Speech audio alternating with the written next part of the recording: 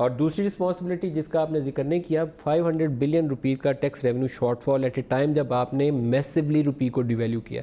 Half of your tax revenues are collected at import stage.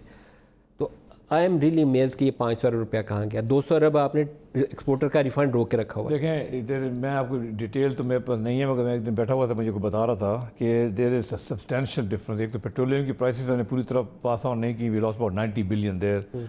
ये जो phone cards का हुआ था, we lost about 30-35 billion there. इसी पीरियड में लूज़ किया ना, फाइनेंशियल ईयर की बात कर रहा हूँ। इसी तरह इंपोर्ट कंप्रेशन हुई, उससे भी लॉस्ट 18-20 बिलियन। तो देयर इज़ हिसाब किताब है। रुपए की डिवैल्यूएशन का इम्पैक्ट भी तो 40% डिवैल्यू जो हुआ है उसका डालिए। मगर इंपोर्ट्स बहुत ज़्यादा कंप्रेस हुई, इकॉनमी भी स्लो डाउन की। इकॉनमी तो बैठ गई ना जी, लार्ज स्केल मैन्युफैक्चरिंग को बिठाया। अच्छा देखें, इशू ये है, ये जब एक आप इस तरह से, जैसे मैंने आपको कहा ना, रनवे ट्रेन को जब आप खींचते हैं ना उसको पीछे, तो ये सख्ती होती है। मगर आप जाके लोगों के बैंक अकाउंट फ्रीज करना शुरू कर दें, उनके डिमांड नोटिस भेजें और जाके उसके अकाउंट से इंकैशमेंट करवा के लें फाइनल सेटलमेंट से पहले, तो वो आपने एक ऐसी क्योस मार्केट के अंदर खौफ की फ़िज़ा पैदा करने की कोशिश की कि हम तो बड़ा डंडा दे के सीधा कर देंगे सबको। सब कुछ रिवर्स करना पड़ा। गाड़ियों की सेल खुला 1300 खोलने लगे थे, फिर 1800 तक 1700 तक खोल दी।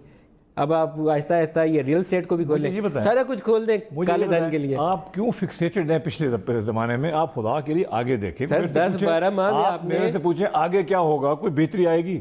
मैं आपको जवाब देता हूँ। पहले ये बताइए कि इस टीम को फायर किसने किया? मरियम का बयान बड़ा ज़बरदस्त है। उसने कहा बैटिंग ऑर्डर तब्दील हो जाता है एक लम्हे में और मुंह देखते इमरान खान कप्तान है, बैटिंग ऑर्डर उन्होंने चेंज किया।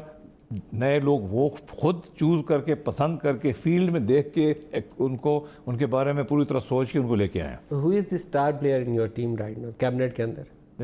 देखें finance ministry is always the key.